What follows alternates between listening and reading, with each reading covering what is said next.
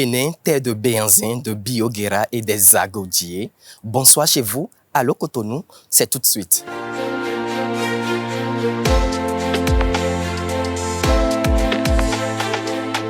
Difficile de le suivre, notre invité, il a des airs de bad boy.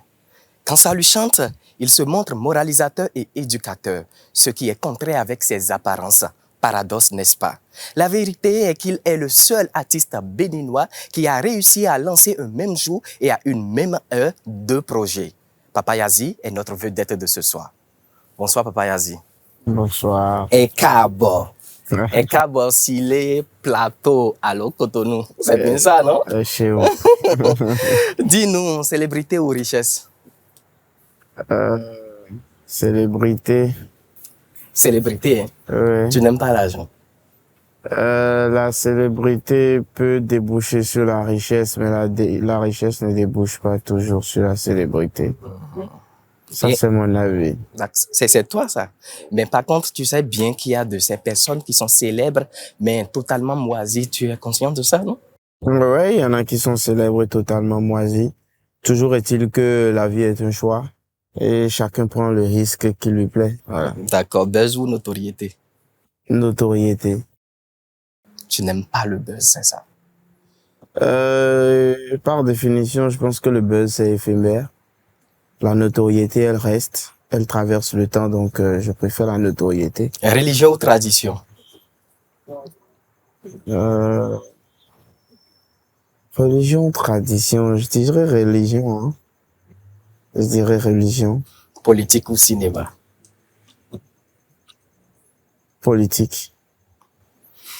Djabigan, tu sais, pour moi, tu restes un artiste qui surprend.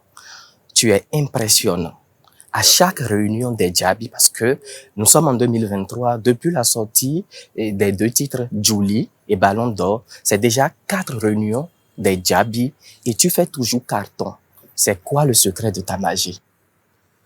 Je veux dire que c'est la foi en moi-même et en Dieu. Et après, la chance d'avoir un public qui me soutient et qui est prêt pour moi. Vraiment prêt pour toi. Ouais, c'est ce que je dirais. Déjà 4 réunions des Djabi. Et c'est à quand la prochaine réunion? La 5e réunion, c'est prévu pour décembre. Décembre. Pour terminer en beauté l'année 2023. Voilà. Décembre, ce sera l'étape de Boycon. Le Boycon. Voilà. C'est Boycon qui abrite la 5e réunion. La 5e réunion des Djabi. Ouais. C'est capté. Les Djabi sont à l'écoute. Ils nous suivent même en ce moment. Pourquoi avoir lancé Julie et Ballon d'Or un même jour et à une même heure? J'avais envie de faire quelque chose d'inédit. Il faut dire que c'était un projet d'un seul featuring au départ avec Fanico.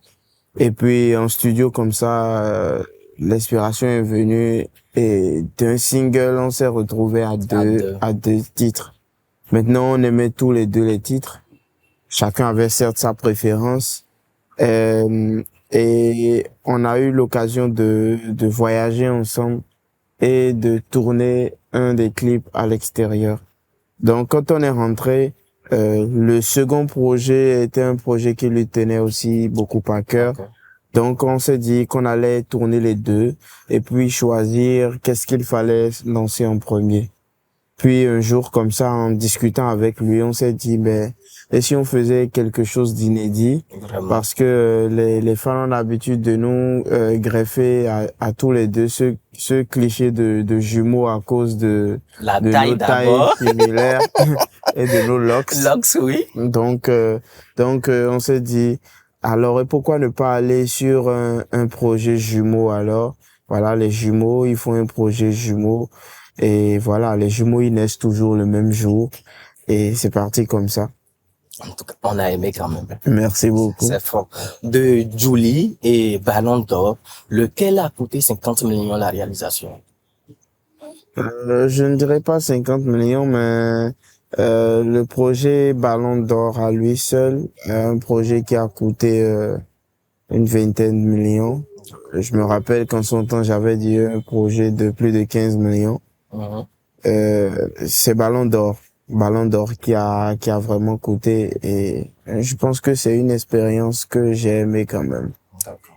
Et injecter tant de millions dans la réalisation d'un seul clip, comment est-ce qu'on arrive à rentabiliser? Il faut dire que en termes de rentabilité, au niveau national, ce n'est pas encore cela. Aujourd'hui, on fait beaucoup les choses par passion. On ose se sacrifier dans le but d'atteindre nos objectifs, parce que il faille quand même qu'on s'investisse tant physiquement mais que financièrement pour pouvoir Se faire une place à élever, l'international, sur la voilà, scène internationale. sur l'échiquier international. Donc, je ne dirais pas que on rentabilise à court terme, mais à long terme, je pense que ça a de l'impact. Et c'est ce que je nous souhaite d'ailleurs. Ouais. Ça ne sert à rien d'investir et de ne pas avoir un retour sur investissement. Il est dit que les artistes rappeurs de la jeune génération chantent très bien, mais ne s'habillent pas. Je veux pas appeler l'auteur, tu le sais très bien. Ouais. Toi, personnellement, qu'en penses-tu? Je pense que bien s'habiller, c'est déjà une histoire de goût personnel. Chacun a ses goûts, chacun a ses tendances. Oui. Après, en général, quand je regarde des artistes de la jeune génération, je trouve quand même qu'il y a des efforts qui se font aujourd'hui par rapport à avant. Avant, les artistes béninois n'étaient pas, sans pour autant les rabaisser, ne mettaient pas en critère important le branding, l'image, le style. Mais on remarque quand même depuis quelques années qu'il y a des efforts qui se font quand même. Et que aujourd'hui des stylistes sont associés à vos projets. Oui, effectivement. Et je pense que je suis l'un des tout premiers de la génération à travailler sur le branding, sur le style. Donc bon, parfois quand les gens parlent de style, bon moi je ris parce que lorsqu'on parle de style, je pense que connaisseur connaît David. Et Gaou passe au fait. Ouais. Dis-nous, pour toi, comment définis-tu ton style vestimentaire? Je dirais c'est un juste milieu entre la rue et le responsable. Un juste milieu entre le bad boy et le conscient. C'est-à-dire que des fois je peux m'en aller sur un modèle totalement street, voilà, le jabby comme les gens l'aiment, mais je sais quand même parfois garder une allure quand même responsable, histoire de montrer un mythe autour de toi d'ailleurs. Déjà créer un mythe. L'artiste, c'est quelqu'un qui sait oser, qui peut se créer des looks. Quelqu'un qui a de l'aisance à aller dans tout type de style, en fait. Effectivement. Maintenant, tu connais le précurseur de la mode ici au Bénin? Le précurseur de la mode? Oui. Est-ce que tu connais le président Django? La vérité n'a pas besoin d'un avocat. Les preuves sont là. La maison ne dort pas. Ouais, home don't son. Django, c'est un artiste assez inspiré, très inspiré et qui crée des looks assez féeriques. Et qui innove. C'est un créateur et franchement, je lui tire chapeau pour ça. Il fait partie de cette jeune génération que j'affectionne particulièrement. C'est l'un de mes préférés. Te concernant, nous lui avions posé la question et il a donné son avis justement sur ton style vestimentaire. La maison ne dort pas, home don't somnole. La vérité n'a pas besoin d'un avocat. Les preuves sont là. Le manque de vêtements est un péché, car Dieu, pour couvrir le péché d'Adam et d'Ève, il fit appel à la sape, afin que quiconque se sape très bien ait ses péchés pardonnés et aille au paradis. Alors, par rapport au style vestimentaire de Tia Papayazi, il faut qu'on fasse la différence. Il y a une différence entre se saper et s'habiller. S'habiller, c'est de couvrir son corps des vêtements. Alors que se saper, c'est de mettre des vêtements chronologiques en fonction du temps, de l'espace, de la couleur, de l'environnement, pour se faire plaisir. Et parlant de plaisir, Tiaf fait partie de ces rares artistes-là qui se sapent. Tiaf se sape, voilà. Tiaf se sape. Parce que entre-temps, il a reçu les bénédictions vestimentaires du président Django il y a très longtemps. La vérité n'a pas besoin d'un avocat. Les preuves sont là. Recevez les bénédictions vestimentaires du président Django. Recevez. Franchement, il arrive à m'arracher le sourire et c'est quelqu'un que j'ai beaucoup promu à cause de son originalité. Je l'ai rencontré à Parakou et depuis je l'ai adopté. On trinque rapidement. Ouais. L'objectif est dans la tête. Bonnet cache au ouais. Mais non pas ouais. Désormais c'est nous les chefs. Le freestyle Orandien Anandia, c'est quoi le projet derrière? Orandien Andia, comme à l'époque, j'avais fait un single que j'appelais 10. Un single qui me retournait aux bases même du rap, de la technique, des punchlines, et qui avait permis à l'époque de révéler assez de talent. On a eu Connex, on a eu Fatbi, et à un moment donné, je me suis dit pourquoi ne pas utiliser à nouveau encore ce canal pour révéler d'autres talents. Et je sais que les rappeurs, ils aiment beaucoup quand ça clash, quand ça part en couille. Donc, un petit suspense avec ce refrain où je demande à un jeune s'il est sûr que c'est le rap qu'il pense entreprendre comme carrière. L'objectif, c'est après bien évidemment de leur lancer un freestyle, mais de leur permettre de s'exprimer sur l'instru, quitte à savoir qui peut vraiment chanter, maintenant dire un nouveau. D'accord. Je suis le rappeur préféré de vos nanas. Que te rappelle cette phrase? C'est une punchline. C'est une punchline de Randy Andia qui sortira bientôt. Je me suis amusé comme ça à lâcher quelques vers du freestyle, histoire de jauger un peu les réactions des fans. Oh, d'accord. Ouais. Tiaf, le constat fait que dans tes clips, dans tes singles, tu parles beaucoup d'argent. Et jusqu'où irais-tu pour de l'argent? Juste travailler, hein. Juste travailler, attendre que le travail paye ses fruits. D'accord. Tiaf, nous allons prendre un autre virage. Et cette fois-ci, te faire boire le sérum de la vérité. Oh, avec plaisir. Alors. D'accord. Allons dans la deuxième rubrique. D'accord. Ici, tout se dit. Hein. Il n'y a pas de problème. Générique, s'il vous plaît.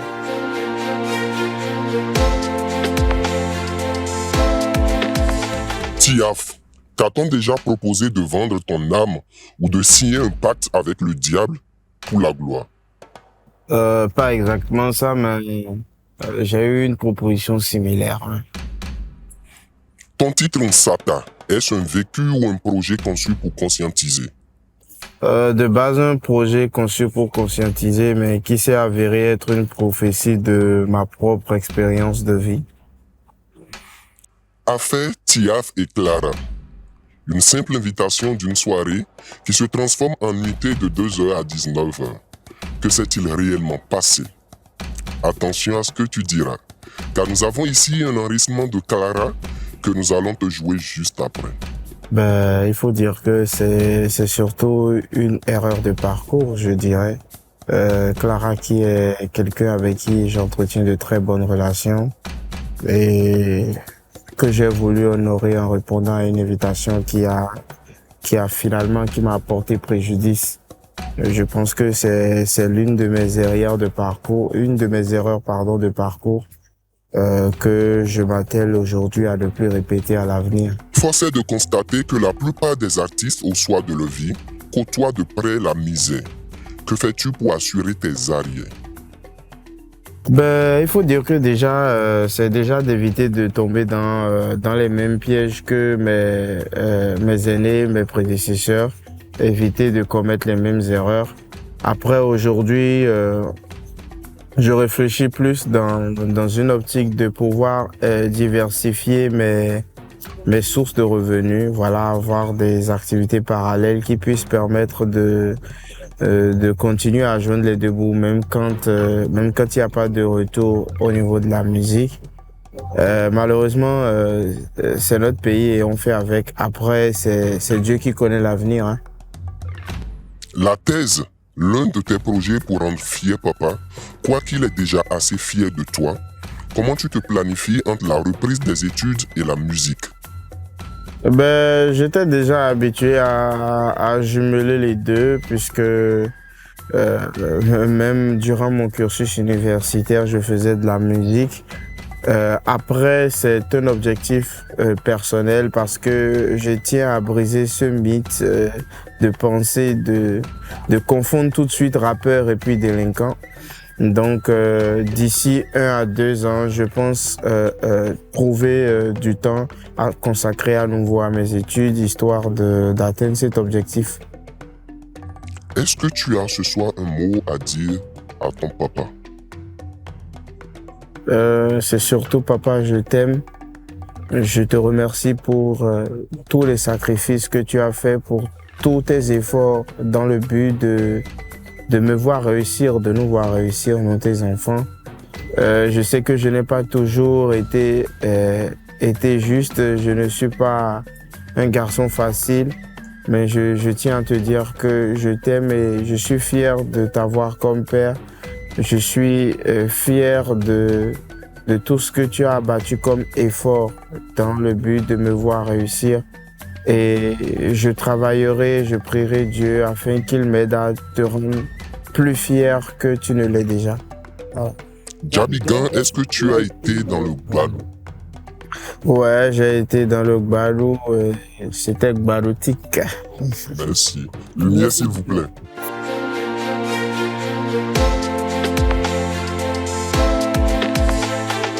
Tiaf, parlant de fierté, le daron, il est plus que fier de toi. Non seulement le daron, mais c'est tout le Bénin. Merci. Là, tu as repris tes esprits, j'espère. Ouais. Tiaf, Reviens à moi. nous saurons conclure cette émission sans prendre pas la case de défi. Et ton défi ce soir est de faire revivre le regretté Jonas Pedro. Est-ce que tu es prêt? Oh, la légende. Oui. La scène est à toi. Au plaisir. Merci.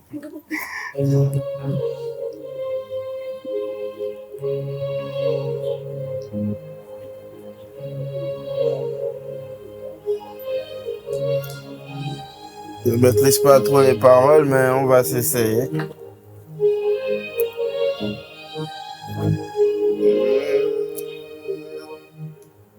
Ewonemo, ewonemo, ewoneme tola nukoye o. Ewonemo, ewonemo, ewoneme tola nukoye o. Bobola bunu, elitote, litote, litote. Bobola bunu, elitote, litote, litote. E bana bala muluma, mamone, mamone. Para wanu we, ebonu we, ewe nuwe. Ebonu we, ewe nuwe. Ebonu pula. Oh. Merci, Papa Voilà. Yazi. Tiaf vous a-t-il conquis? Faites-nous savoir dans les commentaires. Ce sera tout pour ce numéro. Merci à toute l'équipe technique. Vous êtes des 10. Bonne suite de programme à vous sur la D3 TV.